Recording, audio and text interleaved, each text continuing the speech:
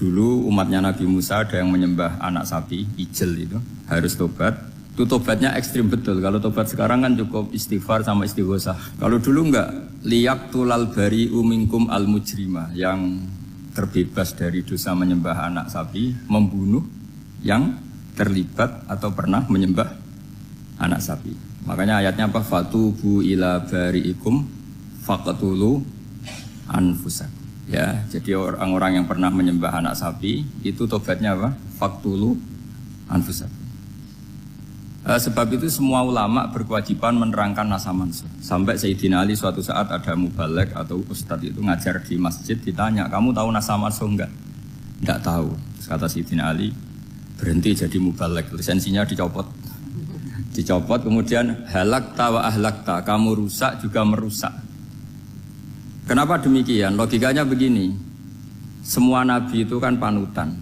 Saya ulang lagi ya, semua nabi itu panutan. Tapi kalau kamu tidak tahu nasaman, so jangan-jangan kamu ikut nabi sebelum kamu, yang nasahnya itu syariatnya sudah apa? Mansukhoh, sudah di nasah. Itu kayak kasus Sunda Wiwitan itu. Itu gak mau punya Nabi Muhammad karena kurang keren, kurang sepuh. Nabinya langsung Nabi Adam. Resikonya adalah beberapa aliran sesat itu, aliran yang kurang benar itu, zaman Nabi Adam kawinan otomatis sama saudaranya. Lalu masa sekarang kita membolehkan kawin sama apa? Kalau sama Nabi Adam mau tidak mau. Karena yang cowoknya ya bin Adam, putrinya binti Adam. Lalu Allah bikin satu sunnah yang suami istri itu harus beda, yaitu satu kandungan itu melahirkan satu pasang. Dan mulai dulu memang pasangannya orang jelek itu orang cantik. Makanya agak sial itu yang perempuan-perempuan itu. Memang mulai dulu gitu, kalau cantik itu kesunatannya dapat jelek gitu. Nanti sama-sama masuk surga. Karena yang cowoknya ibadahnya syukur, yang ceweknya sabar gitu. Itu nanti sama-sama. Nah kebetulan si Qabil itu ganteng sekali Qabil. Berpasangan dengan Labuda itu jelek gembrot, pokoknya tidak cantik. Enggak lah, kebalik. Qabil itu berpasangan sama Iklimah. Jadi Qabil ganteng, punya adik kandung namanya Iklimah itu cantik sekali. Yang Habil itu rapati apa? Berarti yang Habil apa? Ya dapati ganteng, berbarengan dengan Labuda juga dapati cantik. Nah karena tadi ya berarti Qabil bareng siapa? Iklimah, Habil, Labuda. Maka untuk kawin ini nggak boleh satu kandungan. Jadi dulu karena nggak ada perbedaan ibu bapak, mau tidak mau beda. Yang penting beda. Yaitu akhirnya apa? Qabil dapat Labuda, yang Habil dapat Iklimah karena beda kandungan. Itu sudah cukup. Nah, akhirnya kan nggak terima si Qabil. Masa orang ganteng dapat orang jelek. Jadi mulai dulu itu maunya orang ganteng ya dapat orang cantik, nggak terima. Tapi Allah ngatur seperti itu. Akhirnya terjadi percekcokan. Nah, dulu itu semuanya itu religius, sehingga ukuran percekcokannya masih religi, yaitu ya gini saja, kita ngadakan kurban, yang diterima itu ya menang. Ya ternyata dalam kompetisi itu yang menang siapa? Habil. Akhirnya Habil jadi menikahi siapa? Iklim. Kalau sekarang kompetisinya kan siapa paling kaya ya menang, lebih gampang. Nah kemudian bayangkan misalnya, ya saya ini menerangkan nasa mansuh. Kita semua sering ngomong, sering berkowar-kowar, sering menyarankan atau mewajibkan para nabi itu panutan dalam semua perilakunya. Ternyata ada beberapa perilaku yang sudah dinasah atau dihapus ketika Wasallam. Maka mengenali nasa mansuh itu keharusan dalam ulumul Quran, ya. Makanya awam siha pasti na'ti bi khairim minha aw misli. Jadi saya nerangkan nasah mansuh itu dua sesi. Satu sesi antar nabi, dua di internal syariatnya apa? Nabi. Sekali saja hari ini dok, sudah setelah itu anggap pinter sudah. Kalau sudah jangan tanya lagi. Nah, ada beberapa lagi syariat yang masalah metode. Dulu Nabi Nuh itu dibolehkan oleh Allah saking mangkelnya sama orang kafir, Saya ulang lagi, orang kafir itu kan biadab sekali, nempat buminya Allah, makan rezekinya Allah, kemudian mengkafirkan Allah. Pikirannya Nabi Nuh, orang biadab gini nggak layak hidup, itu pikirannya Nabi Nuh. Kalau dia pakai militer, tidak punya militer, ya pakai langit akhirnya. Pakai kekuatan langit, beliau berdoa, Rabbi la tazar alal ardi minal kafirina dayyar. Innaka intazarhum yudillu ibadaka wa la yalidu illa fajirong kafar. Ya Allah, mereka ini orang-orang kafir. Padahal pakai bumi engkau, pakai rezeki engkau. Matikan semua saja. Jangan sisakan satupun. Karena kalau masih sisa, nanti anak turunnya ya gitu. Gennya gendo ya pasti melahirkan gendo. Gen. Wala yalidu illa fajirong kafar. Kalau kamu sisakan pasti melahirkan generasi gendo lagi, kafir lagi. Dituruti sama Allah. Kecuali orang 80 yang ikut Nabi Nuh. Nah, orang 80 yang ikut Nabi Nuh ini selamat karena iman. Maka generasi yang sekarang ini termasuk saya semua ini semuanya turunan orang iman. Maka kita ini punya dua status. Satu, Allah kadang manggil kita ya Bani Adam karena faktanya kita turunan Nabi apa? Adam. Panggilan kedua adalah zurriyataman hamalna ma'nu. Orang-orang sekarang itu pasti turunan orang yang ikut perahunya Nabi Nuh. Jadi nasab kita ini sudah steril. Sudah tidak ada nasab lewat kafir karena yang kafir sudah habis. Semua orang sekarang itu turunan Nabi Nuh, yaitu disebut apa? Dzurriyyataman hamal nama. Yaitu sekitar orang 80. Nah, oleh Allah Subhanahu wa taala syariat seperti ini pernah dituruti, yaitu akhirnya mereka mati semua kecuali orang 80 yang mukmin. Tapi uniknya Allah apa? Era Rasulullah sallallahu alaihi wasallam, nabi kita Nabi Muhammad itu diutus rahmatan lil alamin. Ketika Nabi didustakan, diusir, disakiti, malaikat gunung, beberapa malaikat sing ahli adab spesial eksekutor lah kira-kira gitu. Muhammad, kamu bilang saja ke saya, kalau kamu ingin orang-orang Mekah bujal CS, saya hancurkan. Tapi apa kata Nabi? Saya berharap kalau mereka belum iman, anak cucunya iman. Karena bagaimanapun sperma ya atau calon bayi atau calon keturunan itu kan ada fi aslabir rijal atau fi zuhurir rijal. Jadi kalau dalam ilmu agama itu gen manusia itu disimpan di zuhurir rijal di punggung lelaki. Nanti dipindah ke arhamin nisa. Logikanya gini. Ini dengerin ya. Logikanya gini, misalnya Abu Jahal itu di situ ada orang namanya Ikrimah, itu anaknya Abu Jahal, itu orang mukmin. Akhirnya ya jadi orang alim. Abu Lahab itu di rahimnya di punggungnya ada perempuan namanya Darrah, akhirnya juga orang mukminah. Saya berikan contoh. Khalid bin Walid itu anaknya Walid. Walid itu musuh besarnya Rasulullah, tapi di punggungnya ada orang bernama Khalid. Ini dengerin. Nah di punggung ini kira-kira Allah sudah tahu apa belum? Jawabannya sudah tahu. Artinya kalau ini mati atau kamu bunuh, kamu sebenarnya nggak bunuh orang kafir saja, bunuh calon orang mukmin yang sekarang masih bersemayam di punggungnya orang-orang kafir. Jadi bisa saja orang yang sedang kafir itu ada sekian calon generasi yang suatu saat mukmin. Itu syariat yang diajarkan ke Rasulullah SAW. Karena kasefnya Nabi, kasef itu satu kondisi di mana seorang Nabi itu dipertontonkan sesuatu yang nggak kelihatan. Itu dalam bahasa Arab kasef atau mukasyafa. Nabi dipertontonkan ternyata banyak orang kafir yang di punggungnya itu ada calon generasi mukmin atau muslim. Akhirnya Nabi nggak berani. Jangan bunuh. Mungkin bapaknya ada iman tapi anaknya iman. Betul, Abu Jahal punya anak Ikrimah, Abu Lahab punya anak Darrah, Walid punya anak siapa? Khalid. Itu mirip seperti kita, bapak era sholat, anak ETPK sholat, akhirnya bapaknya katut sholat. Banyak enggak di Indonesia, bapaknya tidak bisa baca Quran, anaknya hafid. Itu kalau bapaknya kamu habis, tidak ada yang meselin. Makanya biarkan hidup saja. Nah, artinya gini, andaikan tidak ada ulama yang menerangkan nasa mansuh, dikira syariat Nabi Nuh itu abadan mu'abbadat, selamanya lama. Jika main teror sama orang kafir sah berdasar Nabi Nuh, padahal kita sudah ganti Nabi. Yaitu syariatnya Rasulullah SAW masyhur itu ketika Nabi ngendikan, saya tidak minta mereka dihukum, tapi ya Allah saya minta Allah mahdi qaumi fa innahum la ya'lamun. Mereka kafir itu karena tidak. Sehingga ada periode. Loh kalau perang itu beda, perang itu konteksnya duel, itu udah harus sama Abu Jahal, Abu Lahab. Ada penjahat mau bunuh kamu, kamu wajib perang nggak? Wajib. Penjahatnya meskipun muslim apa harus kafir? Meskipun muslim. Maka kata ulama fikih sebetulnya perang duel itu bukan syariat muslim sama kafir tok. Masih muslim sama muslim, misalnya ada orang mau merkosa istri kamu, terus dia pamit gini, saya muslim loh, beri hak loh. Nggak bisa. Saya penjahat loh, muslim, jadi kamu nggak boleh merangin saya, ngelawan saya kan muslim.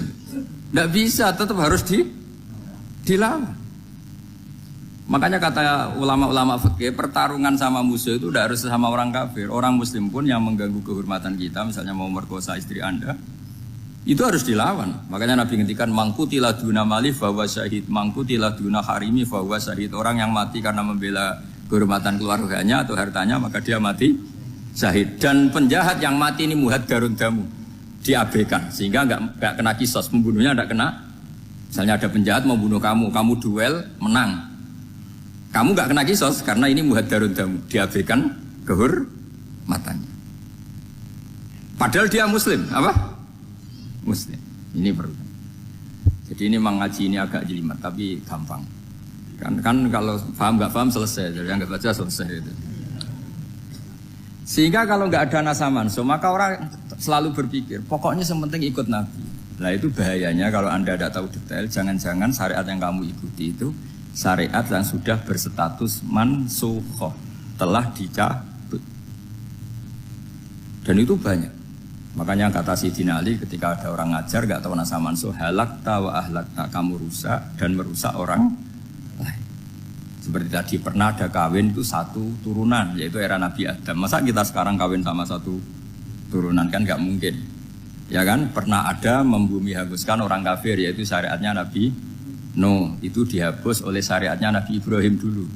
Yaitu Nabi Ibrahim menghentikan apa? Faman tabi'ani fa innahu minni wa man asani fa innaka ghafurur rahim. Ya, kalau orang ikut saya ya Allah ya tersiat, masih balelo, saya berharap engkau ampuni. Akhirnya banyak orang kafir tobat. Coba era Rasulullah itu semua orang kafir Mekah itu kafir. Nabi belum wafat. Itu sudah ada 114.000 mukmin semua. Jadi Nabi menangi mayoritas orang menjadi mukmin dari mayoritas kafir, yaitu disebut wara'aitan nasa yadkhuluna fi dinillahi afwaja. Andai kan Nabi Muhammad pakai syariatnya Nabi Nuh, bisa enggak ngislamkan orang sebanyak itu? Enggak bisa kan? Maka ini penting mengenali nasa mansuh. Jadi periode cara wong Jawa maksud no tuntas. Robila tadar itu, pasot tuntas itu, menghabisi itu habis di periode Nabi siapa? No, syariat itu sudah enggak dipakai lagi. Yang dipakai apa? Faman tabi'ani fa innahu minni wa man asani fa innaka ghafurur rahim. Lah Nabi Muhammad ini nabi yang kena khitab anit tabi' millata Ibrahim hanifah. Jadi masternya Nabi Muhammad itu mentornya Nabi Ibrahim. Sehingga syariatnya ya faman tabi'ani fa innahu minni wa man asani fa innaka ghafurur rahim. Tidak syariat rabbila tadzar alal ardi minal kafirina daya. Jelas ya, jadi mengenali nasa mansuh itu penting sekali. Karena kalau enggak, Anda halakta wa ahlakta, kamu merusak diri kamu sendiri, juga merusak orang lain. Karena menfatwakan hukum dulu, syariat yang apa? Syariat yang enggak pernah terhapus hanya satu, usuluddin, yaitu tauhid, itu sama. Tapi kalau syariat itu beda-beda, atau furu'iyah itu beda-beda. Yaitu tadi saya beri contoh, era Nabi dulu kalau ada pakaian najis, dipotong, dibuang. Era Nabi Muhammad cuci. Orang kafir dihabisi oleh langit. Orang Nabi Muhammad enggak boleh, bahkan didoakan Allahumma hdi qaumi fa innahum la ya'lam. Di Qur'annya apa? Wa inna haddum minal musyrikin astajaraka fajirhu hatta yasma'a kalam Allah tsumma ablighu ma'mana. Jadi kalau ada orang kafir enggak boleh main dihabisin, mereka beri peluang untuk mengkaji kitab Allah. Hatta yasma'a kalam Allah. Kalau mereka sudah berpeluang ngaji, harus summa ablighu ma'mana, harus dijamin keamanan. Ya, karena apa? Dzalika bi annahum qaumul la ya'lamun, bagaimanapun mereka memang karena tidak tahu. Nah, kenapa tidak tahu? Enggak. Karena tadi mereka tertutup oleh kultur yang beratus-ratus tahun. Babahnya mereka menyembah batu, menyembah berhala. Ya taunya itu ya Tuhan. Bagaimana Anda bisa menjelaskan sesuatu yang sudah beratus-ratus tahun kan tidak gampang. Maka ada periode dimaklumi, apa? Kalau era sampean kan, mosok waktu disembah saking gobloknya orang, kamu lahir kan sudah nyembah Allah, tidak nyembah batu. Bayangkan kalau kamu jadi mereka. Wong perut kamu saja disuruh makan pizza sakit kok, karena saking lamanya makan sambal kan gitu. Kamu bilang perempuan Indonesia saja cantik kok, saking lamanya jadi orang Indonesia. Padahal orang Indonesia tanyakan orang Eropa, cantiknya di mana? Kamu lahir di Afrika, bilang orang Afrika itu cantik, tanyakan orang Eropa, cantiknya di mana, hitam gitu kok. Jadi orang itu pasti terkooptasi oleh sekelilingnya. Orang Afrika akan bilang, wanita Afrika itu cantik. Coba tanyakan orang Eropa, cantik apa enggak? Belas. Orang Eropa yang kulitnya gitu, kata orang Eropa indah, kata sampean. Koyok anaknya kebo katanya, udah jadi. Jadi orang itu akan terkooptasi oleh sekelilingnya. Bayangkan kalau semua orang nyembah berhala, terus kamu enggak, alasan kamu apa? Kan menentang mayoritas. Dan itu berat. Maka dimaklumi oleh Allah, dzalika bi annahum qaumul la ya'lamun fi manah roh. Nah, pemakluman ini yang mulai sekarang terkikis. Orang main pukul saja enggak mau ngaji. Enggak mau ngaji Quran secara kafah. Jadi fatwanya Islam kafah tapi ngajinya Quran enggak kafah. Ngambil 1-2 potongan ayat dipakai dalil. Jadi Islamnya inginnya kafah tapi ngajinya Quran enggak. Kalau kafah ya hafal 30 juz itu. Kalau mau kafah ya hafal berapa? 30. Makanya saya sering bilang, saya sering dinasihati orang karena belum tahu saya ini hafal Quran. Bapak harusnya Islam itu kafah. Kata saya ya dimulai dari konsep Islam itu kafah dulu, apa ya hafal Quran secara kafah. Jadi ini penting saya utarakan. Bahaya sekali orang mengenali Islam tanpa mengenali nasah mansukh. Karena beberapa syariat Nabi sebelum kita itu berstatus mansukh. Terus contoh berikutnya.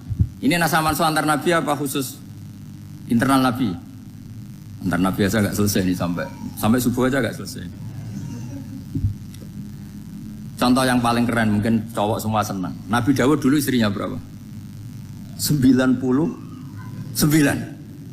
Nah itu kalau masih halal itu kan berarti jenengan tuh punya istri berapa? Wah kan ngeri betul. Punya satu aja repotnya gitu, apalagi berapa? Punya 99. Terus kamu bilang gini, ini kan syariatnya Nabi Dawud, Nabi kan bisa diikuti. Pernah ada periode di mana seperti itu boleh.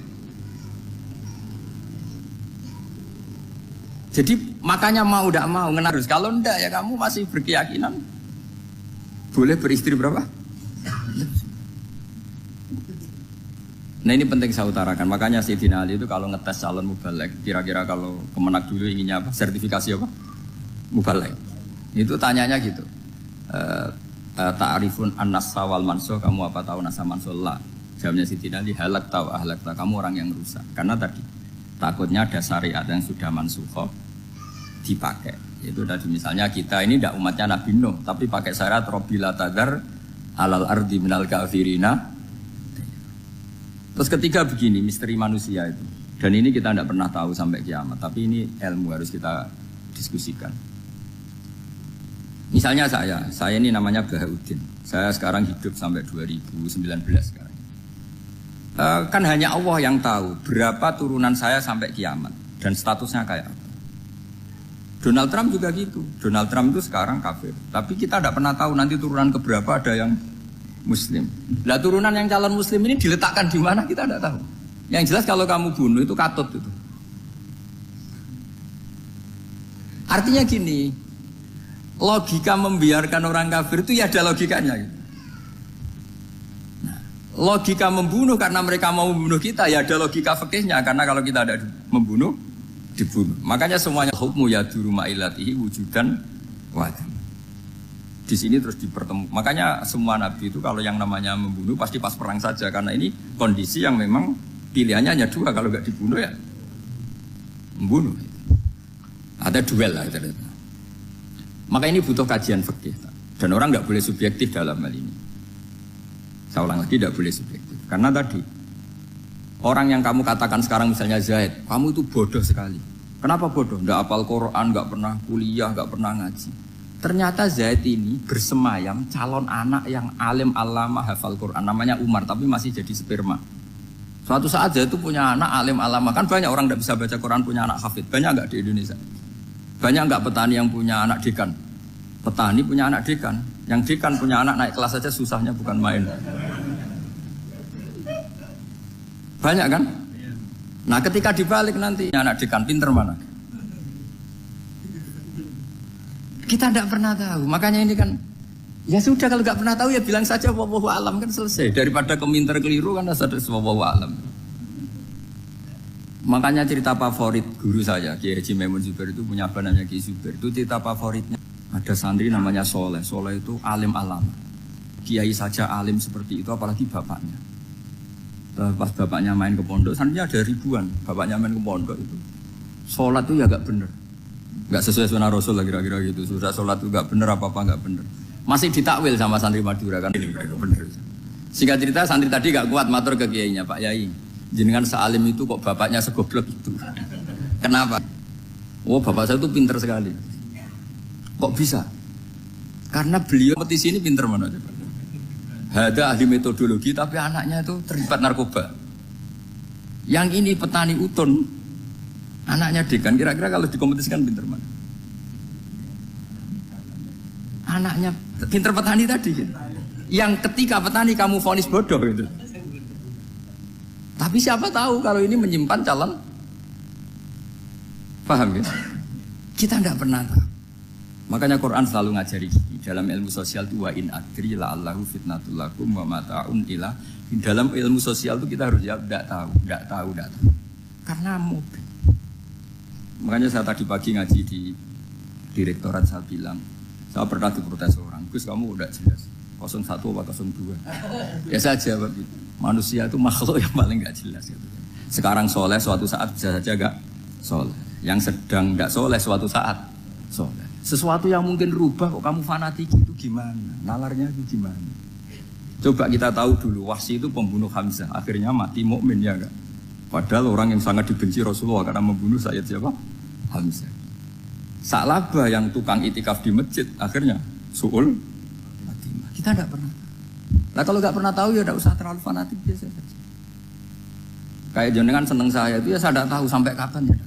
Saya seneng sampai kapan ya. Tahu. Kayak suami istri itu. Pas nikah harmonis bulan madu sampai kapan pertanyaan. Yang jelas paling awet itu pasangan jelek itu pasti nggak awet. Makanya jadi guyonan tuh. Pasangan itu jangan baik-baik gak awet. Kalau jelek itu awet. Ternyata maksudnya cantik sama ganteng. Itu suatu saat pasti jadi jelek. Yang jelek sama jelek pasti jelek terus. Makanya jadi guyonan. Kalau pasangan jelek itu awet katanya. Tapi kalau pasangan baik, ternyata baik wajahnya itu pasti gak awet. Suatu saat pasti jelek. Tapi yang jelek awet. Karena mulai dulu ya jelek sampai itu. Awet jeleknya maksudnya bukan. Ya jelas ya. Jadi saya mohon sekali ini ilmu. Sampai ndak urusan ini bukan urusan cocok ndak cocok tapi ilmu. Ilmu harus kita dengar. Bahwa syariatnya para nabi itu yang sifatnya furu'iyah, tidak usuliyah, tidak tauhid itu potensi rubah. Sehingga mengkaji nasah mansuh itu satu keharusan seorang ulama. Makanya setiap ada syariat nabi, hal hadis syariah mu'abbadah amla, mansukhah amla. Karena potensi itu tinggi. Kita tahu dulu semua nabi sholat menghadap apa? Baitul Maqdis. Era Rasulullah dipindah ke Ka'bah. Tapi kalau kamu katakan total Baitul Maqdis ya tidak juga. Nabi Ibrahim mulai dulu madhabnya ke Ka'bah. Tapi kalau Nabi Musa ke Baitul Maqdis. Terus kamu bilang ini 0102 ya memang syariat jadi sesuatu yang furu'iyah. Nah, kenapa ini furu'iyah? Jawabannya sederhana. Ketika seseorang menghadap Ka'bah itu menghadap batu apa menghadap Allah? Allah. Ketika menghadap Baitul Maqdis hakikatnya menghadap Allah apa menghadap Baitul Maqdis? Allah. Maka menghadap Ka'bah itu sebenarnya masalah furu'iyah. Yang masalah usuliyah adalah inni wajjahtu wajhiya lilladzi fataras samawati wal ardh. Yang permanen adalah menghadap Allah Subhanahu wa taala. Cuma secara prosedur syariatnya secara zahir menghadap Ka'bah. Maka potensi rubah karena ternyata itu furu'iyah. Untuk kiblatnya itu furu'iyah. Yang permanen adalah menghadap ke Allah Subhanahu